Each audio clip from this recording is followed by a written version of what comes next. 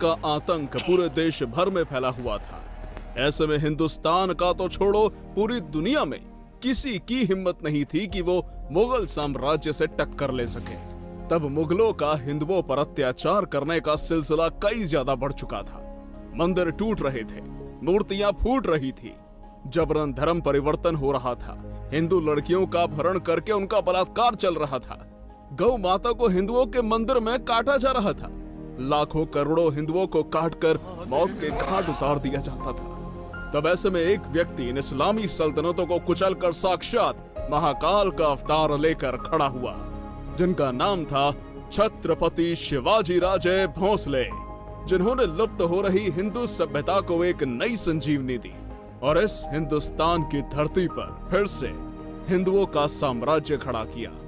लेकिन दोस्तों, आजकल हम देखते हैं कि छत्रपति शिवाजी महाराज की जाति को लेकर YouTube पर और सोशल मीडिया जैसे प्लेटफॉर्म पर कई सारे वीडियोस चलते रहते हैं, जैसे कि शिवाजी महाराज कौन थे, मराठे थे या राजपूत थे, या क्षत्रिय थे या शूद्र थे।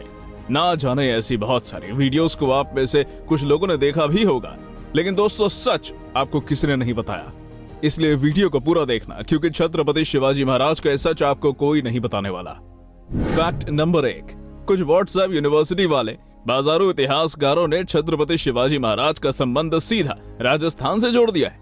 उनके अनुसार शिवाजी महाराज के पूर्वज पहले राजस्थान के राजपूत थे, फिर वो राजस्थान से महाराष्ट्र में गए और बाद में मराठा बन गए।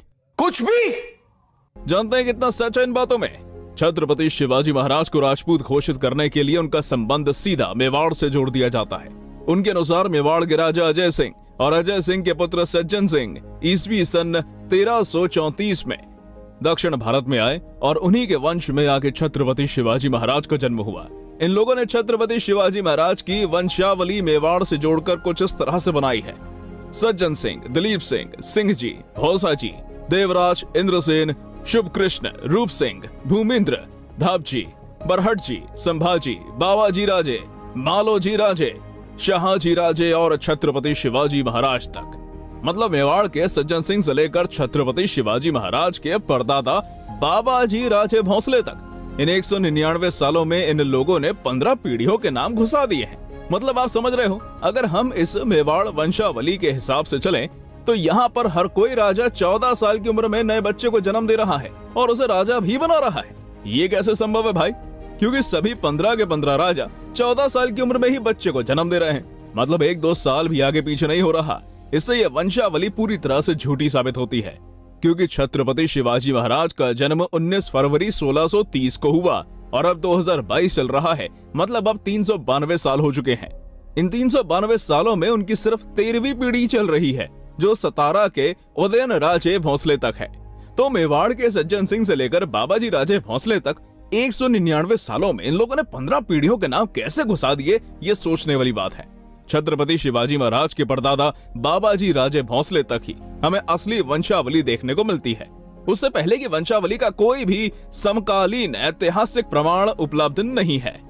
फैक्ट नंबर 2, आज भी महाराष्ट्र में लाखों की संख्या में राजस्थान के राजपूत लोग रहते हैं। उन्हें महाराष्ट्र में कुमावत, बेलदार, भावसार, भामटा राजपूत इस नाम से जाना जाता है।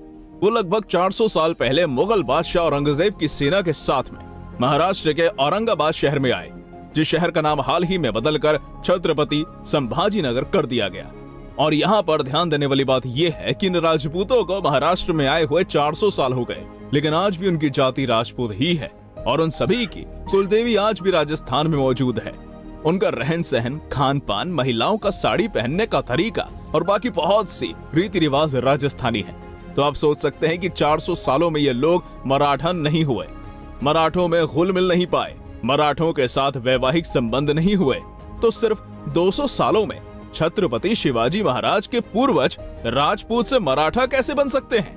अगर छत्रपति शिवाजी महाराज के पूर्वज राजस्थान से आए होते तो उनकी कुल देवी भी राजस्थान में मौजूद होती, लेकिन ऐसा कुछ भी नहीं है, बल्कि हजारों सालों से महाराष्ट्र में पूजने वाली मां तुलजा भवानी शिवाजी महाराज की कुल देवी हैं। फैक्ट नंबर 3, दोस्तों हमें सोशल मीडिया पर अक्सर ऐसी पोस्ट देखने को मिलती है कि जब छत्रपति शिवाजी महाराज के राज्याभिषेक का विरोध हुआ तब छत्रपति शिवाजी महाराज क्षत्रिय नहीं बल्कि शूद्र थे और छत्रपति शिवाजी महाराज ने बहुत सारा पैसा देकर काशी से गागा भट्ट को बुलाया गागा भट्ट ने उनकी वंशावली निकाली और उनके पूर्वज राजस्थान के सिसोदिया वंश के राजपूत हैं, ऐसा बताया गया। इसलिए उनका राज्याभिषेक होना संभव हो पाया। लेकिन दोस्तों, यहाँ पर समझने वाली बात यह है कि छत्रपति शिवाजी महाराज के पिता शहाजी राजे भोसले थे और उनकी माता जीजाबाई। आपकी जानकारी के लिए बता दूं कि राजमाता जिजाऊ देवगिरी के यादव राजघराने के सीधे वंशज मराठा सरदार लखुजी राजे जाधव की पुत्री थी। ये वही देवगिरी साम्राज्य था जिसका महाराष्ट्र से लेकर कर्नाटक तक और कर्नाटक से लेकर मध्य प्रदेश तक साम्राज्य फैला हुआ था। इतने बड़े साम्राज्य के वंशज लखुजी राजे जाधव ये असल यदुवंशी क्षत्रिय थे जो भगवान श्री कृष्ण के कुल से थे। उन्होंने अपनी पुत्री जीजाबाई का विवाह शहाजी राजे भोसले के साथ करवाया। अगर शहाजी राजे भोसले का कुल क्षत्रिय नहीं होता तो लखुजी राजे जाधव अपनी पुत्री का विवाह शहाजी राजे भोसले से क्यों करते? लेकिन उन्होंने करवाया, इसका मतलब साफ है कि शहाजी राजे भोसले का कुल क्षत्रिय मराठा था। और दूसरी बात, छत्रपति शिवाजी महाराज की 8 पत्नियां थी जो सभी उच्च कुलीन 96 कुली क्षत्रिय मराठा कुलों में से थी, जिसमें निम्बालकर, शिर्के, मोहिते, पालकर, विचारे, गायकवाड़, जादव, इंगले ये सभी राजवंश थे। इन सभी क्षत्रिय राजघरानों ने अपनी राजकन्याओं का विवाह शिवाजी महाराज के साथ करवाया। अगर छत्रपति शिवाजी महाराज का कुल क्षत्रिय नहीं होता तो बाकी क्षत्रिय मराठा राजघराने अपनी पुत्रियों का विवाह छत्रपति शिवाजी महाराज से क्यों करवाते? लेकिन उन्होंने करवाया, इसका मतलब साफ है कि भोसले कुल क्षत्रिय मराठा था।